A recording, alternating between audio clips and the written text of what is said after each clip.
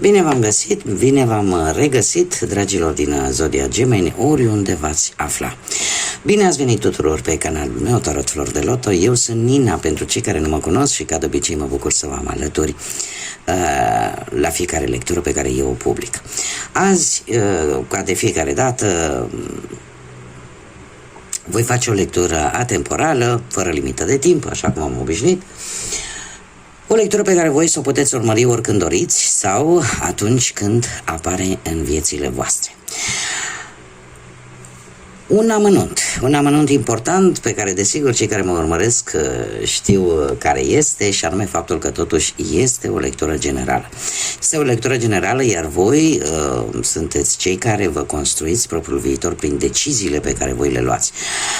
Trebuie să țineți cont de acest lucru și vă rog din suflet să luați decât acele mesaje care rezonează cu voi, iar restul lăsați-le să zboare în univers, pentru că sigur sunt pentru alte energii care într-o mai mică sau mai mare măsură au o legătură cu această zodie a gemenilor. Așa că, dragilor, toți cei care aveți soare, lună, Venus, ascendentul sau oricare alt aspect astral important pentru voi din harta voastră natală și care are legătură cu zodia gemeni, atunci această lectură este de asemenea și pentru voi. Lămurite toate aceste aspecte, haideți să trecem la treabă și să vedem ce gândiți, ce simțiți, care este situația actuală a dragilor mei din zodia gemeni. Să vedem ce ne spun cărțile.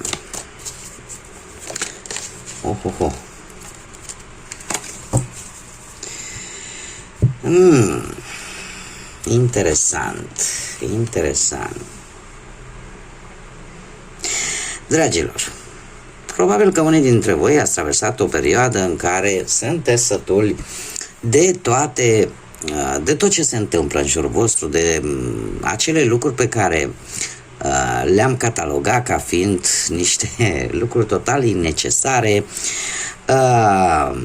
Cumva sunteți într-un moment în care efectiv simțiți nevoia de poate de a vă odihni mai mult sau pur și simplu de a trage perdeaua și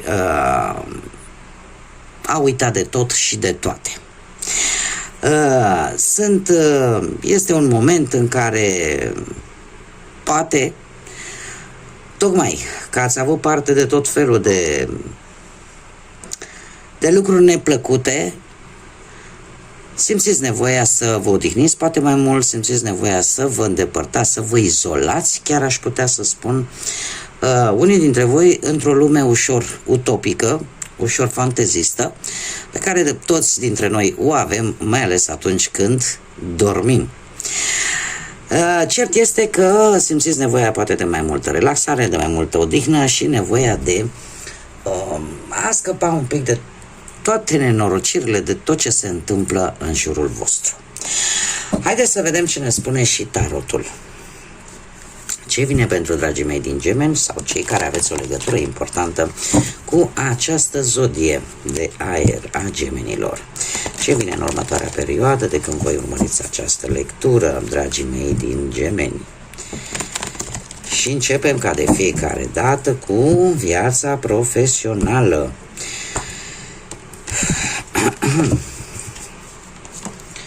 Viața profesională, dragilor, nu știu dacă e posibil chiar voi să fiți sau să mai fie cineva în domeniul ăsta profesional, pe la locul de muncă, vreun asociat, cineva care acum ceva vreme, dacă sunteți voi, ați avut o anumită ambiție, v-ați folosit foarte mult, aș spune, intelectul, nu v-ați lăsat manipulați de emoții, ați tratat o anumită situație legată de muncă cu foarte mare seriozitate și se pare că sentimentele, emoțiile, lucrurile astea nu prea v-au influențat în luarea unor decizii. Poate că unii dintre voi ați reușit să vă impuneți punctul de vedere într-o manieră destul de tăioasă, destul de dură. Dar asta pe unii cred că v-a ajutat, pentru că v-a creat o foarte bună reputație și Poate ați fost mult mai incisivi în momentul în care anumite reguli, poate la locul de muncă, au încercat să fie încălcate, dar cert este că ați fost foarte fermi. Foarte fermi, foarte hotărâți. Dacă nu vorbim de voi și vorbim de un alt personaj dintr-o altă zodie de aer, la fel ca și voi, posibil, poate Gemeni, Balanță sau Vărsători, vreau să vă spun că posibil să fi avut un comportament care să vă fi deranjat la un moment dat. Ar putea fi un șef, un coleg și care să nu-l prea fi interesat așa problemele voastre, poate la nivel personal, dacă ele au existat, dar poate chiar voi ați apelat la cineva într-o situație legată de muncă pentru a rezolva ceva legat de respectiva situație. Nu știu, sau poate a fost o persoană implicată în căutarea unui job care să fie o persoană foarte intransigentă, o persoană foarte serioasă și cu care voi ați avut de-a face. Este cineva totuși din trecutul vostru, cineva pe care voi l-ați cunoscut dinainte. Bun, în prezent se pare că aveți parte de un moment de reușită, aș spune, un moment pozitiv pe partea asta profesională. Ori ai reușit să găsești o anumită soluție la nivel profesional sau poate ai reușit să găsești vreun job. În general, soarele ne vorbește de pozitivitate, de faptul că viața profesională se schimbă într-un mod foarte pozitiv. Iar următoarea perioadă pentru voi, dragilor, vine cu acest cavaler de spade, de asemenea zodii de aer, la fel ca și voi, Gemeni, Balanță, Vărsător. Acest cavaler de spade vorbește de un proiect. Un proiect pe care voi, un plan foarte bine pus la punct, pe care voi vreți deja să-l puneți în aplicare. Dacă acest plan, dacă acest proiect este bine gândit, este bine pus la punct, atunci chiar probabil că este indicat să te lansezi în forță și să nu te oprești. În general, pe partea muncii, cavalerul de spade ne vorbește de un nou job, o nouă afacere, posibil unii dintre voi chiar să încerce să-și deschidă propria afacere.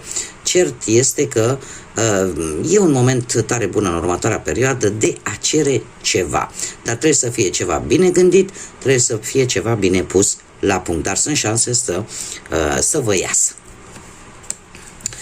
Mergem mai departe și haideți să vedem pe plan financiar. Pe plan financiar ați avut parte probabil de o anumită recunoaștere financiară de data aceasta. O recunoaștere financiară, acest 3 de monede, care de asemenea ne vorbește de concretizarea unei idei, a unui proiect pe plan material. Poate că ai primit vreo recompensă pentru munca depusă, nu știu, dacă vorbim de o sumă de bani pe care probabil că o așteptai și pe care ai primit-o. Dar este ceva în urma unui efort pe care voi l-ați făcut.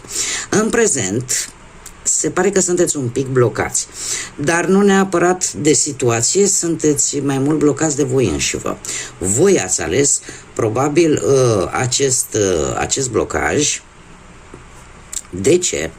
Pentru că spânzuratul ne vorbește de suspendarea unor decizii relaționate cu o anumită situație bănească. Poate că unii dintre voi încercați să economisiți și sunteți conștienți de acest lucru, este ceva prioritar, încercați, cel puțin în acest moment, să nu prea faceți cheltuieli innecesare, încercați să faceți anumite sacrificii pentru ceva anume sau poate pentru cineva anume. Sunteți într-o perioadă, cum am mai spus, de stagnare, de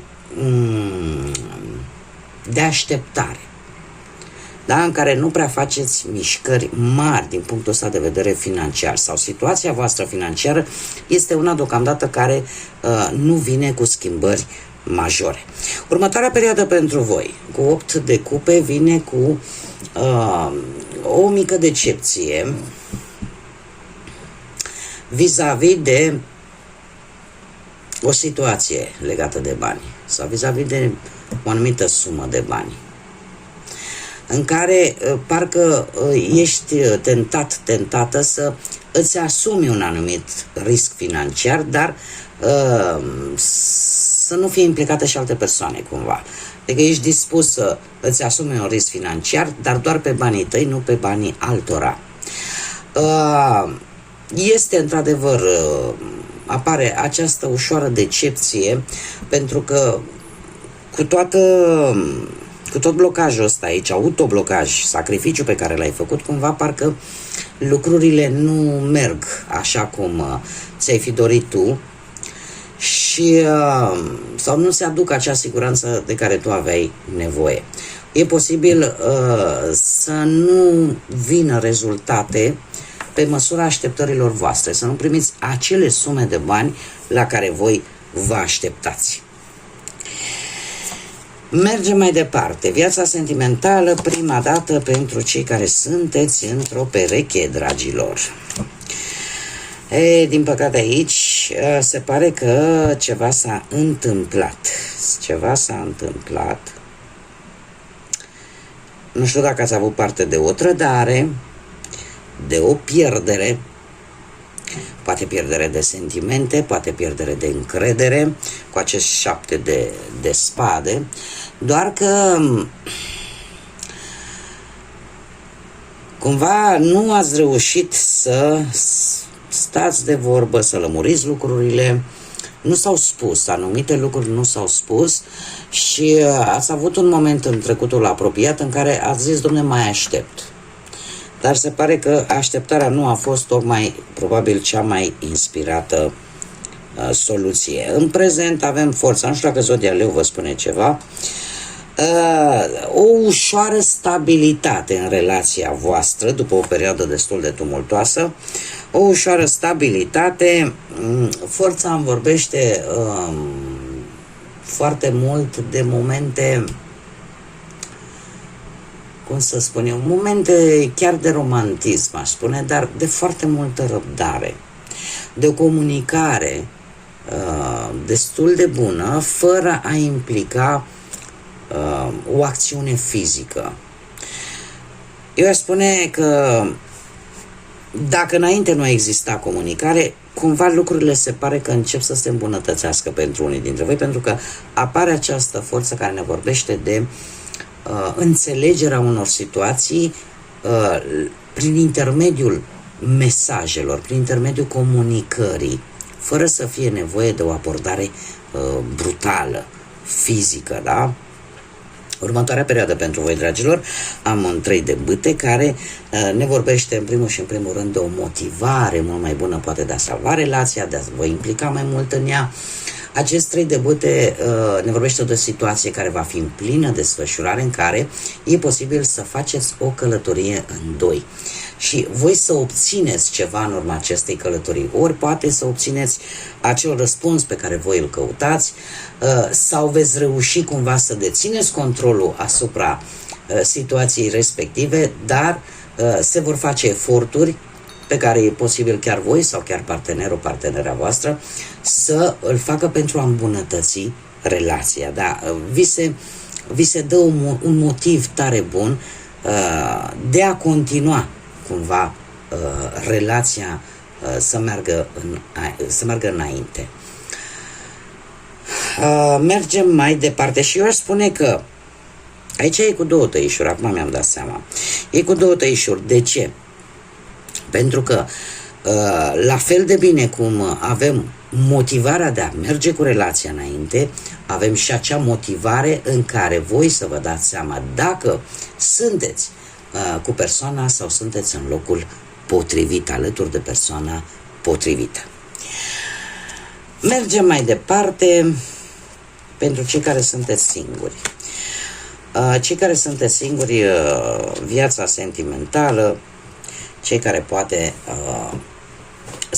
ați trecut printr-o văduvie, printr-un divorț, printr-o separare sau nu ați reușit să găsiți pe cineva. Dragilor, voi ați avut un vis, ca să zic așa, v-ați făcut speranțe, destul de mari. Ați avut așteptări destul de mari și trebuie să vă spun că toate aceste speranțe, toate aceste vise în ceea ce privește viața voastră sentimentală vor avea șanse de izbândă. De ce spun acest lucru? Pentru că chiar în acest moment cărțile mi arată, avem arcanul major, lumea, care îmi vorbește de regenerare, care îmi vorbește de finaluri, dar și începuturi noi. Se pare că chiar în acest moment, așa per general, un capitol s-a încheiat în viața voastră pe plan sentimental și vă pregătiți pentru un nou capitol. E posibil ca unii dintre voi chiar foarte recent să fi cunoscut pe cineva care, poate fără să vă dați seama, va avea un rol important în viața voastră sentimentală. E posibil să fie cineva poate dintr-o altă țară sau la mare distanță de voi, sau chiar în acest moment unii dintre voi sunteți deciși chiar să vă mutați poate în alt loc pentru a sta cu cineva care pentru voi prezintă interes. Această carte ne vorbește de o călătorie destul de lungă, vorbește de reușite, ne vorbește de închidere de etape și începuturi noi. Și următoarea perioadă pentru voi cu această regină de bâte ne vorbește de zodii de foc, poate să rezoneze pentru unii dintre voi, leu, berbec sau săgetător, dar în primul și în primul rând ne vorbește de o energie de foc, o energie plină, o persoană energică, dominantă, decisă, o persoană independentă, mare atenție, și o persoană care îi place să fie în centrul atenției și care de obicei, trebuie să vă spun acest mic amănunt, nu prea suportă un nu ca și răspuns. Dar este cineva care pentru unii, mare atenție, pentru unii dintre voi încă nu o cunoașteți, dar o veți cunoaște într-o manieră foarte rapidă. În perioada imediat următoare este cineva care privește către viitor, este cineva care are un magnetism aparte și e posibil să apară pentru unii dintre voi chiar la locul de muncă sau, nu știu, prin intermediul internetului, la un eveniment artistic, la o întâlnire, nu știu, de asta care se fac așa prin intermediul site-urilor pentru perechi, pentru cei care își caută pereche.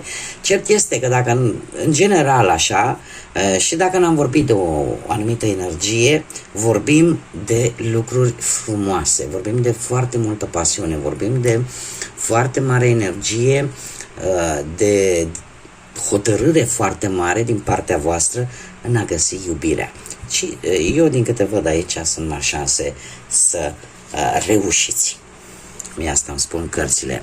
Mergem mai departe. Haideți să vedem ce ne spune, ce mesaj au fazele lunare pentru voi, dragilor. Un mesaj pentru dragii mei din Gemeni sau cu legătură importantă cu această zodie. Și avem ultimul pătrar de lună în Fecioară, dragii mei, care te îndeamnă să acorzi un pic mai multă atenție la anumite detalii într-o anumită situație. Fiind ultimul pătrar de lună din Fecioară, se pare că e o situație care e într-o fază terminală, ca să zic așa, dar în care atenția la detaliu contează extraordinar de mult. Așa că, dragilor, în următoarea perioadă nu contează despre ce situație vorbim, pe ce domeniu, pe ce plan, atenția la detalii va face diferența. Haideți să vedem ce ne spun și zarurile astrologice, ce vine pentru dragii mei din Gemeni în următoarea perioadă, de când urmăresc această lectură. Și avem un soare, avem casa patra și avem zodia Pești. Dragilor, Casa patra ne vorbește despre familie, despre schimbare de casă, despre vreo renovare prin casă și, în general, cam cum sunteți voi în interiorul familiei voastre. Faptul că avem zodia Pești, asta îmi spune că trebuie să aveți, poate, nu știu, ori mai multă răbdare, ori mai multă empatie, poate vis-a-vis de vreun familiar, sau poate vis-a-vis de planul de a schimba de casă sau de a face mici schimbări la domiciliul vostru, sau poate pur și simplu voi ar trebui să fiți poate un pic mai empatici, să încercați într-un fel sau altul să vindecați cu dragoste o anumită relație care e legată de un personaj familiar. Ce mai vedem aici? Lucrul ăsta îți va aduce o realizare, pentru că avem soarele și toate aceste lucruri de care probabil că ar trebui să țineți cont, tot ce am spus mai înainte, pe voi vă va ajuta să vă redescoperiți acea parte luminată, să vă redescoperiți potențialul vostru, de vă da acea putere care vă va motiva. Vă va motiva să mergeți înainte. Vă va hrăni atât conștiința, cât și chiar un pic așa va mângâia și ego-ul vostru, mândria voastră. Da? Deci avem pe partea asta a casei 4 un soare frumos cu influențe ale zodiei Pești, care pe plan familiar se pare că cu răbdarea trecem marea. Apare o anumită realizare vis-a-vis de o legătură cu vreun membru important, cum am mai spus, sau cu o schimbare de domiciliu, de casă, de nu știu ce vreți voi să mai faceți pe lângă casă pe acolo, dar lucrul ăsta, indiferent cum ar fi, va ieși într-un mod tare pozitiv pentru voi. Bun, dragilor, cam atât am avut pentru voi astăzi. Eu vă mulțumesc din suflet ca de fiecare dată pentru prezența voastră, pentru like-urile voastre, comentariile voastre și distribuirile care mă ajută extraordinar de mult, mai ales acum că e și vară, e și cald și e mai complicat, dar oricum eu vă mulțumesc ca de fiecare dată pentru toate aceste gesturi atât de frumoase și care contează tare mult pentru mine. Până data viitoare, când ne vom reîntâlni la o nouă lectură, eu vă doresc să aveți parte de cât mai multă liniște sufletească, pace și cât mai multă energie pozitivă. Gândiți pozitiv, dragilor, indiferent ce se întâmplă în viețile fiecăruia dintre noi, trebuie să gândim pozitiv, pentru că în felul ăsta emanăm această energie pozitivă și atragem, desigur, energia pozitivă în viața noastră. Așa că, până la următoarea lectură, eu mă bucur că v-am avut alături și, desigur, până la următoarea revedere, să fiți iubiți, dragilor.